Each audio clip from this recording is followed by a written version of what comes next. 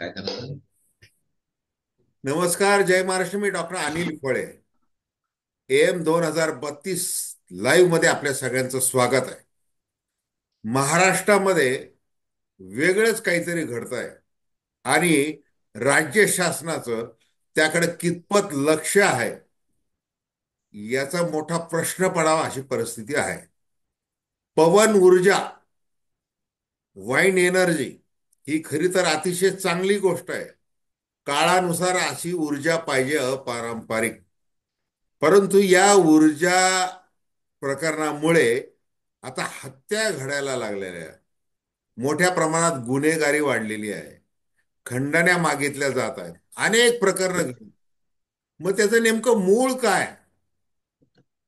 म्हणजे याच्या प्रकारे जर अशा प्रकारे जर कायदा सुव्यवस्था धोक्यात येत असेल, तर ही ग्रामीण भागामधली जी औद्योगिक निष्ठा अशी जी प्रगती आहे ती लाभदायक आहे की म्हणजे धोकादायक आहे? यासंबंधी चर्चा करण्यासाठी आपल्या सोबत आहेत ज्येष्ठ पत्रकार आणि राजकीय विश्लेषक संजीव उन्हाळेच. आणि त्यांच्याकडून आपल्याला समजून घ्यायचं आहे की हे काय. आता मुख्यमंत्री म्हणतात आहे की बीड जिल्ह्यातल्या हे सगळे पाळामुळं खणून काढायचे. आणि मग आता हे पवन चक्कीच्या भोवती सगळे चक्र फिरत आहेत. आज धाराशिव जिल्ह्यात देखील घटना झालेली आहे रात्री. तर उन्हाळे सर, जरा सविस्तर सांगा आपल्या, म्हणजे आपण काय कशा प्रकारे याचं विश्लेषण करा. हे बघा, बीड जिल्ह्यातील मसाजोग इथं जे संतोष देशमुखची हत्या झाली तेव्हापासून हा पवन ऊर्जेचा प्रश्न हा मला असं वाटतं ऐरणीवर आलेला आहे. उद्या बीडमध्ये विराट असा मोर्चा आयोजित केला जातोय आणि मला असं वाटतं हा मोर्चा मोठा होईल.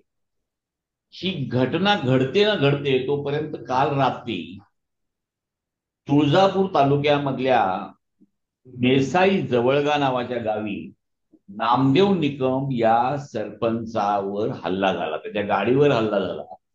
त्याच्या गाडीमध्ये पेट्रोल बॉम्ब फेकण्यात आले, गाडीच्या काचा फोडण्यात आल्या. अतिशय क्रूर असा हा हल्ला होता, म्हणजे कठीण प्रकारातला हल्ला होता. ही घटना सुद्धा मला वाटतं पोलिसांनी नोंदवलेली आहे आज. याच्यानंतर रायगड जिल्ह्यामध्ये पागोटे नावाच्या गावी तिथला सरपंच कुणाल पाटील याच्यावर नुकताच म्हणजे 8 दिवसापूर्वी तिथं देखील पवन ऊर्जाच जीवघेणा हल्ला घडलेला आहे.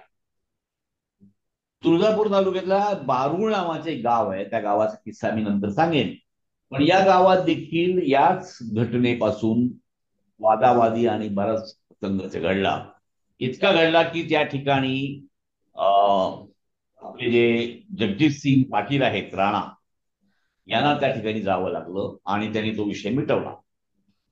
तर हे जे सगळे प्रकरण घडत आहेत हे प्रकरण घडण्यामागे मूळ आहे जे कारण ते पवन ऊर्जा. आज या घडीला महाराष्ट्रामध्ये 5439 मेगावॅट म्हणजे म्हणायला तसं विक्रमी अशी पवन ऊर्जा या ठिकाणी आहे. उमरग्यापासून ते परांड्यापर्यंत हा जो पट्टा आहे त्या पट्ट्यामध्ये 12 कंपन्या, तब्बल 12 कंपन्या, म्हणजे तुम्ही कल्पना करू शकता की किती कंपन्यांचं साम्राज्य आहे. त्यातल्या त्या ठिकाणी JSW म्हणजे जिंदालची कंपनी, वेस्टाज ही एक नवीन कंपनी, रेन्यू नावाची कंपनी, या 3 बड्या कंपन्या त्या ठिकाणी काम करतात. याशिवाय आपल्या मसाजोगला जी घटना घडली तिथे अवादा नावाची एक छोटी कंपनी, म्हणजे तुलनेने या 3 कंपन्यांच्या तुलनेने छोटी कंपनी या ठिकाणी काम करते. एक लक्षात घ्या याच्यामध्ये की पवन ऊर्जा ही उभी राहते हवेमध्ये, तर त्याला लागते जमीन, ज्याच्यावर उभं करायला पाहिजे ती लागते जमीन. आणि हे सगळे वाद हे जमिनीचे. मुळामध्ये याच्यामध्ये शासकीय एकही यंत्रणा नाही. एक म्हणायला महाराष्ट्र एनर्जी डेव्हलपमेंट ऑथॉरिटी नावाची, मेडा नावाची कंपनी आहे, पण ती नावापुरतीच आहे. एरवी याच्यामध्ये आपलं कडबडणारं महसूल खातं देखील मध्ये दखल देत नाही.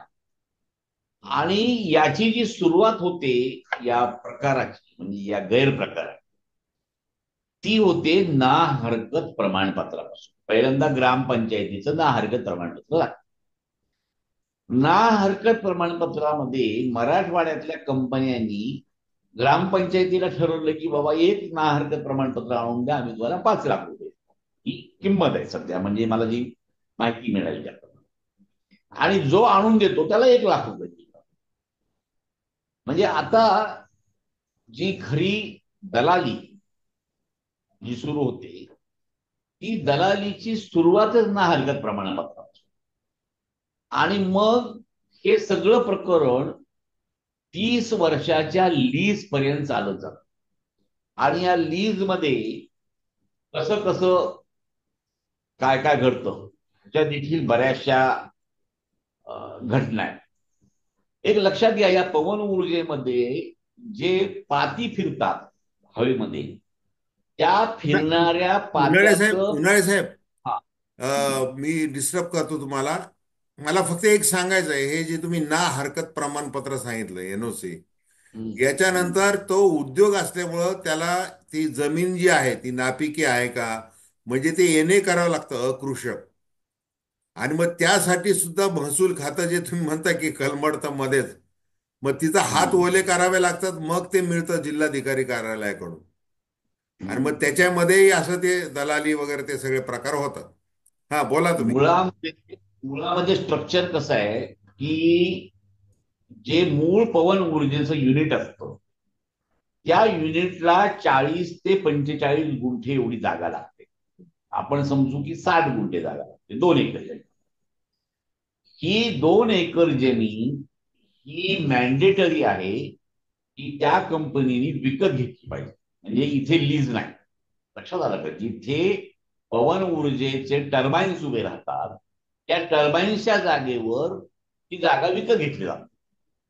मग जागा कुठली, तर हे मोठे मोठे जे फॅन्स असतात त्यांचे पंखे, हे वाहून नेणारे मोठे मोठे गाड्या असतात. ह्या मोठ्या गाड्या जाण्यासाठी रस्ता लागतो. आणि हा रस्ता जो लागतो, हा रस्ता देण्यासाठी खरा वाद सुरू होतो. जे मसाजोगचं प्रकरण असेल, जवळग्याचं प्रकरण असेल, किंवा मी तुम्हाला सांगितलेलं बारूळचं प्रकरण असेल, ह्या सगळ्या प्रकारच्या तिन्ही ज्या जागा आहेत ह्या रस्त्याच्या जागा आहेत, रस्ता देण्याच्या.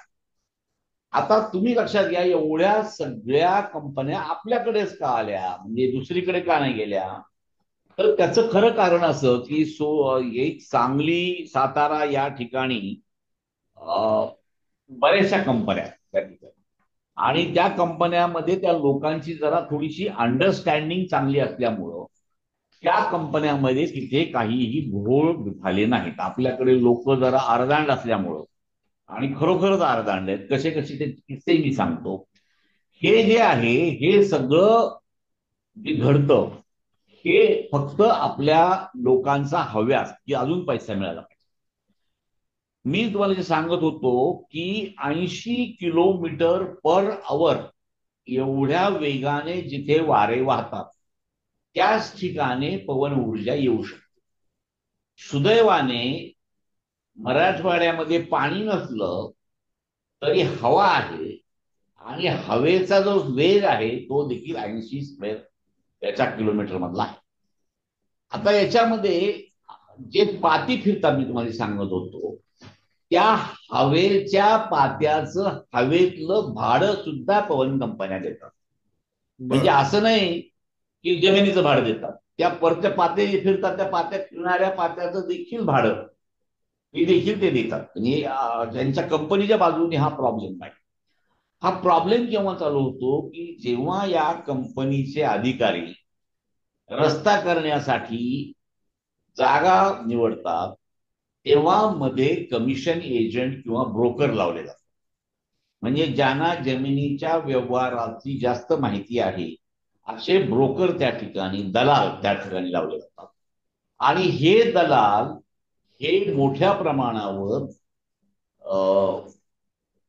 हा सगळा प्रकार, म्हणजे तुम्हाला मजेने सांगायला हरकत नाही की पहिल्यांदा पवन ऊर्जा जर कुठे उभा राहिली असेल तर ती भूम आणि परांडा या 2 तालुक्यामध्ये उभा केली. आज 8 वर्ष झालं तिथल्या पवन ऊर्जेमध्ये काही प्रॉब्लेम नाही. 8 वर्षापासून तिथे पवन ऊर्जा व्यवस्थित चालते. कशामुळे चालते?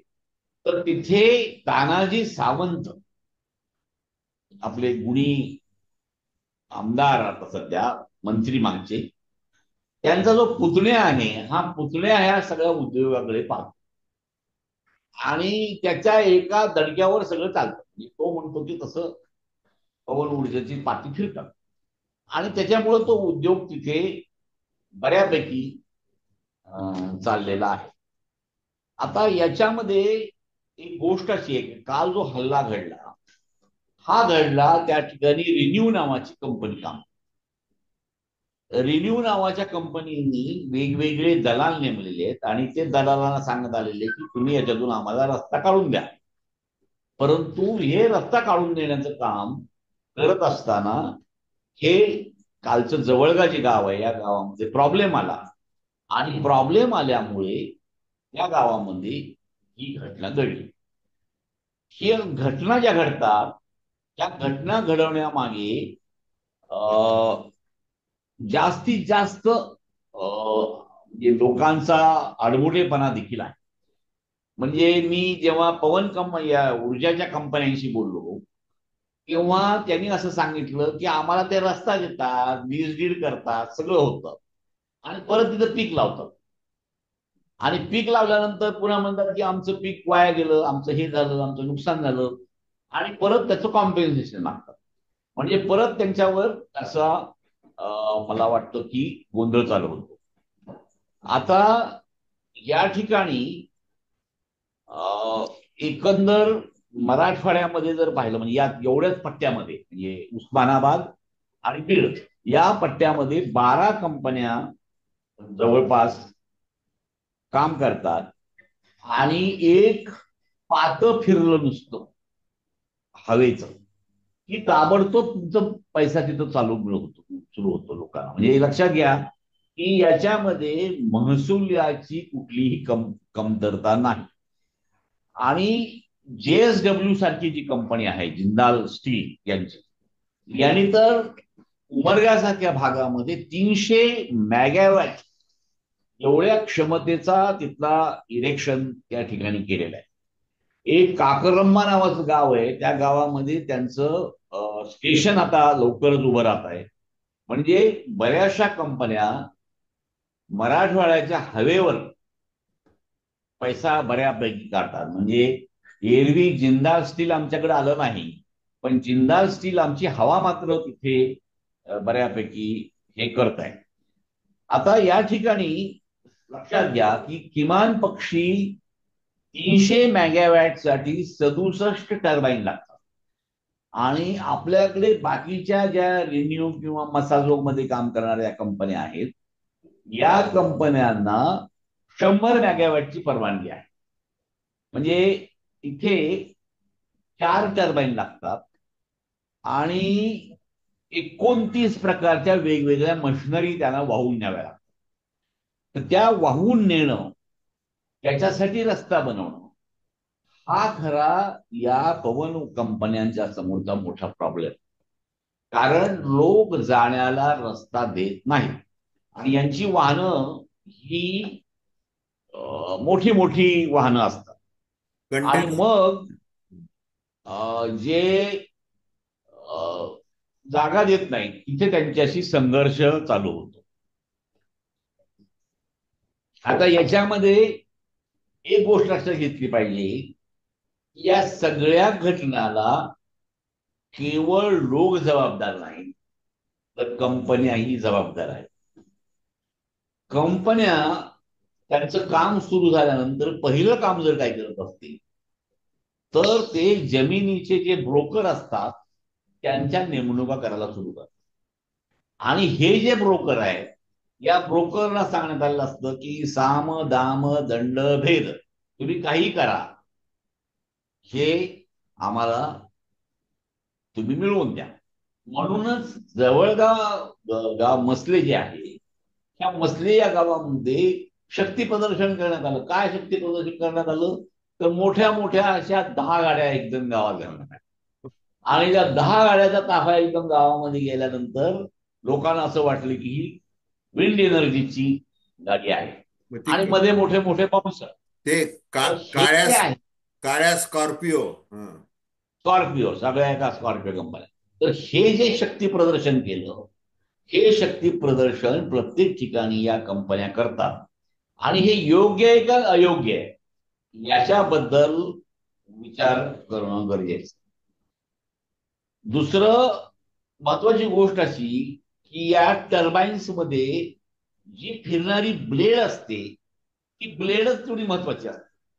आणि ही ब्लेड सरासरी बिघडत नाही.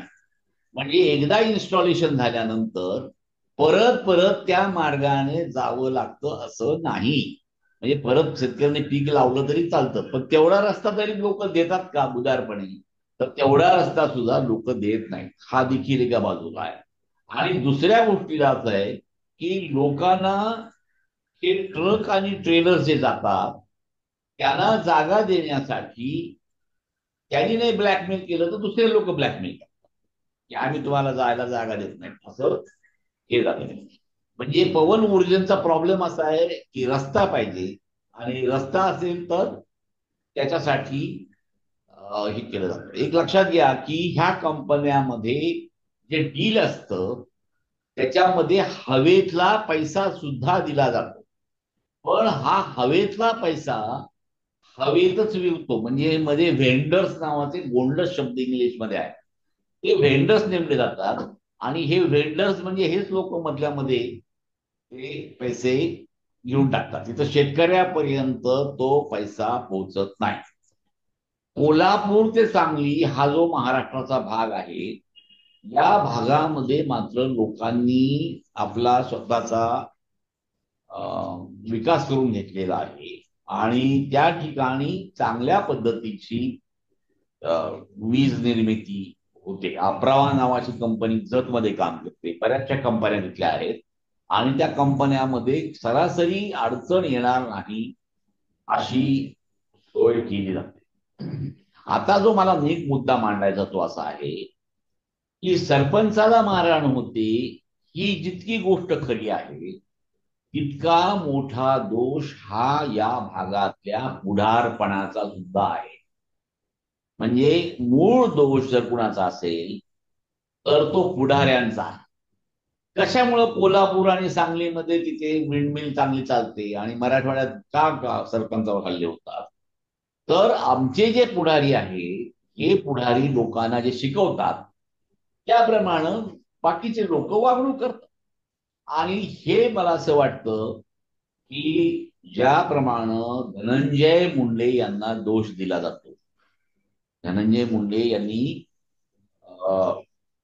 खरं म्हणजे त्या भागाचं पुढारपण स्वीकारलंय.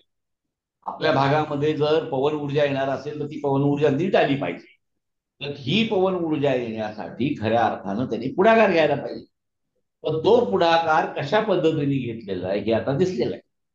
याचं दुसरं उदाहरण मी तुम्हाला सांगतो की बारूळ या गावामध्ये एका शेतकऱ्यांनी 20 गुंठे जमीन दिली. त्या शेतकऱ्याचं नाव मला काही माहिती नाही, नाव त्याचं काहीतरी ठोंबरे आहे. आहे का?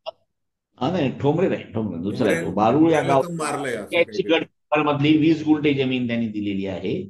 आणि ही जी जमीन आहे ह्या जमिनीत झालं असं की 20 गुंठ्याऐवजी 35 गुंठे जमीन त्यांनी वापरायला घेतली कंपनीने. मग त्यांनी आक्षेप घेतला आणि एका रात्रीमध्ये त्यांनी काय केलं की त्या गुंठ्याच्या आसपास असलेले झाडं तोडली. तर त्या शेतकऱ्याचा आक्षेप बरोबर होता. तो आक्षेप होता असा होता की 20 गुंठे तुम्हाला दिलेत ना तर 20 गुंठे वापरा. 20 गुंठ्याच्या वर तुम्ही झाडं कशी काय तोडली, आम्हाला परवानगी घेतली का, वगैरे वगैरे. तर त्या ठिकाणी राणा तिथले जे जगजित सिंग जे आहेत आमदार, यांच्या कानावर ही गोष्ट गेली. ती बारूळ या गावी गेली आणि त्यांनी पोलिसांना सांगितलं की या कंपनी विरुद्ध गुन्हा दाखल करा. आणि त्या ठिकाणी व्यवस्थित असं जस्टिफिकेशन देऊन समंजसपणे मार्ग काढण्याचा प्रयत्न त्या ठिकाणी केला गेला. म्हणजे असं काही नाही की पुढारपणाने त्याच्यामध्ये म्हणजे आमदाराने लक्ष घालू नये, आमदाराने तर लक्ष घातलंच पाहिजे. पण त्या ठिकाणचा प्रश्न मिटवण्यासाठी हा प्रयत्न केला गेला पाहिजे. महत्वाची गोष्ट तुम्हाला सांगतो, योगायोगाने म्हणा किंवा फडणवीसांच्या जवळ असण्याचा फायदा म्हणून म्हणा, की यावेळेस ज्याला अपारंपरिक ऊर्जा म्हणतात, या अपारंपरिक ऊर्जा याच्यासाठी वेगळं डिपार्टमेंट स्थापन झालेलं आहे. आणि ह्या डिपार्टमेंटचा चार्ज हा आपले अतुल सावे यांच्याकडे देण्यात आलेला आहे. म्हणजे एका अर्थानं अतुल सावे यांना हे पुढारपण आपोआप मिळालेलं आहे. तेव्हा मला असं वाटतं की पवन ऊर्जाच्या क्षेत्रामध्ये अनेकानेक कंपन्या याव्यात, महाराष्ट्रामध्ये ऊर्जा शक्ती वाढावी, हे जसं आहे त्याप्रमाणे सोलार एनर्जी सुद्धा वाढावी. एक लक्षात घ्या की पवन ऊर्जेबद्दलचा एक गैरसमज असा आहे की ही ऊर्जा वापरली की जवळपासचं पीक येत नाही, उडून जात, काहीतरी होतं. तर हा अत्यंत गैरसमज आहे. जेवढा हिस्सा पवन ऊर्जेसाठी दिला जातो तेवढा हिस्सा वगळता बाकी ठिकाणी येतो. दुसऱ्या बाजूला सोलार एनर्जीसाठी तुम्हाला बरड जमीन ही वापरली गेली पाहिजे. आपल्याकडे बरड जमिनीमध्ये आपण कशातच कमी नाही. एक तर शेतीच आपण करत नाही, आणि शेतीमध्ये जेव्हा एक काळ आपला ज्वारीचा होता भाग, तोही भाग आता निघून गेलेला आहे. तर आपल्या महाराष्ट्रामध्ये 4.8 गिगावॅट, म्हणजे 1 गिगावॅट म्हणजे 1000 मेगावॅट, तर इतकी आपली सोलार एनर्जी आपण आज निर्माण करतोय. तर सोलार एनर्जी मध्ये सुद्धा मराठवाडा मागे नाही. आपल्याकडे जेवढं ऊन असतं, मला असं वाटतं की एवढं ऊन इतरत्र कुठे नसणार आहे. तेव्हा आपल्याकडे या एनर्जीचा सुद्धा आपल्याला वापर करून घेता येतो. जे गायरान जमिनी आपण लोकांना वाटतो, त्या वाटण्याच्या ऐवजी त्या ठिकाणी जर सोलार एनर्जी निर्माण झाली तर खऱ्या अर्थानं मराठवाड्याचं भलं होईल. म्हणजे रात्रीची वीज, पुन्हा बिबट्या येतो. उस्मानाबाद जिल्ह्यातल्या लोकांनी तर बंदुकीचे लायसन्स मागितलेले, की आम्हाला तुम्ही बंदुकीचे लायसन्स सगळे द्या, कारण रात्री बिबट्या येतो. म्हणजे आता त्याला कशासाठी बंदुकी पाहिजे मला कळलं नाही, आणि सामूहिकपणे मागणी केली. म्हणजे हे देखील अजून उस्मानाबादचं, म्हणजे उस्मानाबाद म्हणजे धाराशिव सध्याचं त्याचं एक वैशिष्ट्य आहे.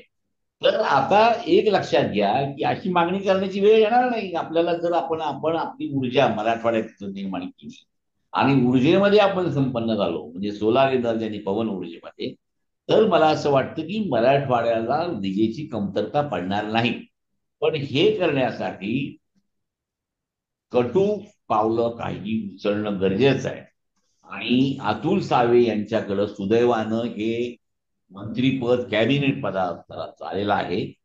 त्यांनी या पदाचा पुरेपूर वापर हा जर करून घेतला तर मला असं वाटतं की ह्या जे सरपंचाला दमदाटी, आता मला सांगा, लोकांशी संवाद साधायचा आहे का वाद करायचा?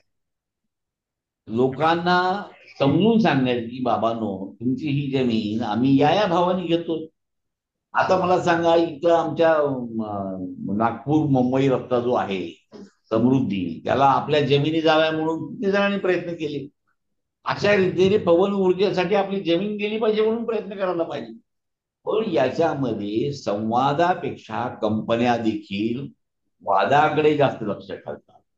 त्यांना शॉर्टकट पाहायचा असतो, मध्ये ब्रोकर नेमायचा, त्यांनी दांडगाई करायची आणि दांडगाई करून जमीन मिळवून द्यायची आणि कंपन्यांनी ती लुटायची, आणि मध्ये जो सगळा हिस्सा आहे तो मधल्या दलालांनी मारायचा.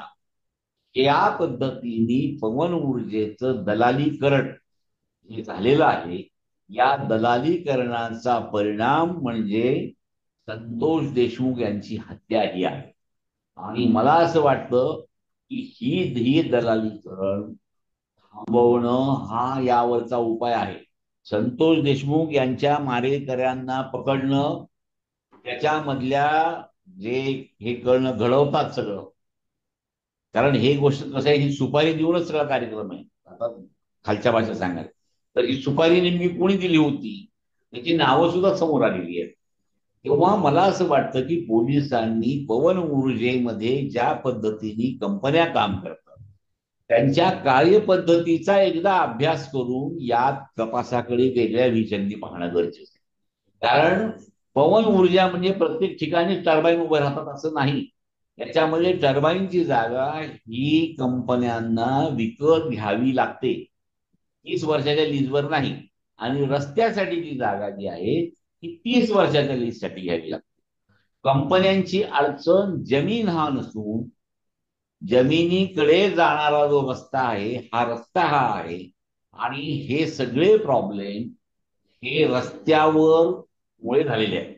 किंवा या प्रश्नाच्या मुळाशी मला असं वाटतं की आपण जायचं आणि आवश्यक आहे.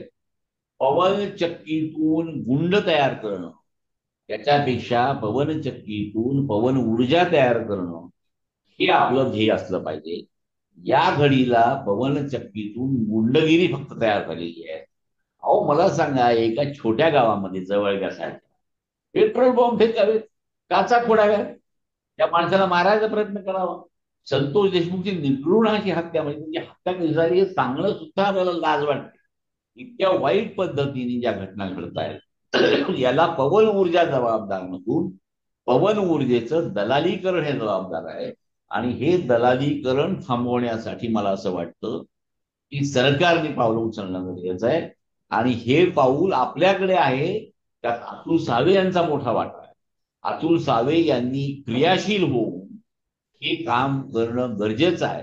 सगळ्या पवन ऊर्जा ज्या ज्या भागातून जात्या तिथल्या पुढाऱ्यांना आमदारांना गोळा करून सांगण्याची गरज आहे की बाबांनो तुम्ही जरा हे सुधारा, त्याच्यामध्ये सुधारणा करण्याची गरज आहे. मुख्यमंत्र्यांनी सुद्धा ऊर्जा मंत्री म्हणून त्यांच्यामध्ये इंटरव्हेन्शन करण्याची गरज आहे.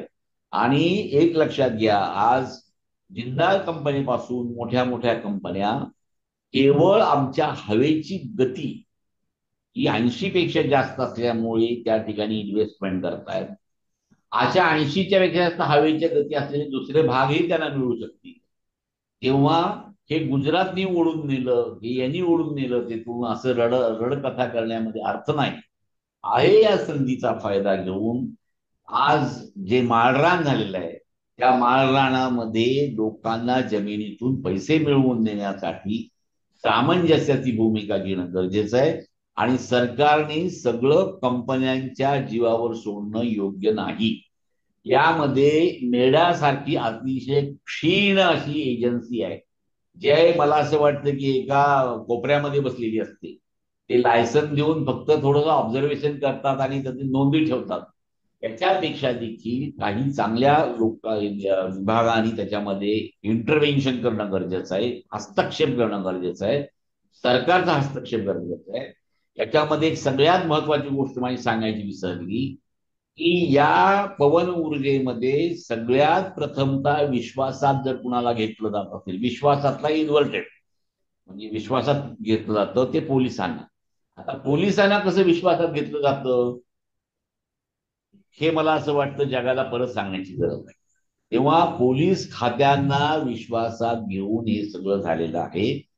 आज मला सांगा, जवळग्यामध्ये जी घटना घडली याचं कारण दुसरंच आहे असं मला पोलिसांनी उत्तर दिलं. मी म्हणतो कुठलं कारण आहे, मग त्याला ताणल्यानंतर त्यांनी सांगितलं नाही नाही हेच आहे. एक लक्षात घ्या, ही घटना घडण्यामागे पोलीस खात्यातला जे हात ओले करण्यात आलेले आहेत ही देखील तितकेच जबाबदार आहेत. आणि मसाजोगच्या घटनेमध्ये तर आहेतच आहे. जवळग्याच्या घटनेत देखील मी सांगतो तुम्हाला माझा याचा अनुभव म्हणून. तेव्हा या ठिकाणी पोलीस खात्यांना देखील जरा बजावण्याचे, आणि सुदैवाने हे खातं सुद्धा फडणवीसांकडे आहे. हे बघा, गृह आणि ऊर्जा ही दोन्ही खातं एक आहेत आणि हे दोन्ही खात्याचं सांगण्याचं काम फडणवीसांचं आहे. तेव्हा मला असं वाटतं की योग्य अशा सूचना आज सध्या मुख्यमंत्री कार्यालय सध्या मला वाटतं म्हणतात की पॉवरफुल झालेलं सीएमओ, त्या सीएमओने आदेश देऊन ते होतात की नाही हे पाहिलं तर हे सगळं ताळ्यावर येईल. अन्यतः हवेचे भाडे सुद्धा आपल्याला मिळणार नाही आणि आपण परत एकदा पाणी नाही, हवा असून उपयोग नाही, ऊन असून देखील ऊर्जा नाही, अशा पद्धतीने मराठवाड्याच्या मागासलेपणाचं गाणं पुढची 100 वर्ष जरी गायले तरी तुमचे अश्रू पुसायला कोणी येणार नाही. अगदी अगदी अगदी बरोबर. तुम्ही अतिशय उत्तम प्रकारे हे सगळं जे पवन ऊर्जेचं जे वारं आहे आणि ते कोणत्या दिशेने वाहत आहे आणि ते नको त्या दिशेला वाहत असल्यामुळं हे सगळे लॉ अँड ऑर्डर सगळे प्रश्न आहेत. आता बघा, महसूल खातं आहे, पोलीस आहे, बाकीचं प्रशासकीय मंजुऱ्या ते आहेत आणि मुळात म्हणजे ग्रामपंचायत आहे. आणि या सगळ्याचा जोडणारा जो दुवा आहे तो पुढारी आहे. मग तो सरपंच आहे का, आमदार आहे, मंत्री आहे, कोण जो असेल. या सगळ्यांनी जर व्यवस्थित विचार केला की आपल्याकडे स्थानिक रोजगार आपण म्हणतोय तो उपलब्ध होऊ शकतो. शेतकऱ्यांना जर ती नापिकीची त्याची जर जमीन असेल तर त्याला व्यवस्थित मोबदला तिथं मिळतोय. हे सगळं होऊ शकतं. आणि मग तुम्ही तुलना करत असताना पश्चिम महाराष्ट्राची करताय, तर ते अगदी रास्त आहे. म्हणजे आपले जे दोष आहेत, म्हणजे मागासलेपणा आहे म्हणून फक्त ऊर बडवत बसण्यापेक्षा असे नवीन नवीन जर मार्ग येतात तर त्याचा आपण स्वीकार केला पाहिजे. मुख्यमंत्री देवेंद्र फडणवीस यांनी चांगलं ऊर्जा धोरण, म्हणजे अनेक त्यांचे गोष्टी सांगितलेल्या आहेत नव्याने. त्यांचा मोठा प्लॅन आहे. आणि सुदैवाने खातं आपल्या मराठवाड्याकडे आहे, अतुल सावे यांच्याकडे आहे. नवीनतम ऊर्जा असं त्याचं त्यांनी नाव नाव दिलेलं आहे त्या खात्याला. आणि ते निश्चित जर यांनी पुढाकार घेतला तर तुम्ही जसं सांगितलं की वाद नको, संवाद पाहिजे, तर त्या अर्थाने तो घडावा अशी आपण अपेक्षा करूया. चला, धन्यवाद. आणि माझी दर्शकांना विनंती की चॅनल अवश्य सबस्क्राईब करावं आणि आपल्या प्रतिक्रिया बिनधास्तपणे नोंदवाव्या. धन्यवाद.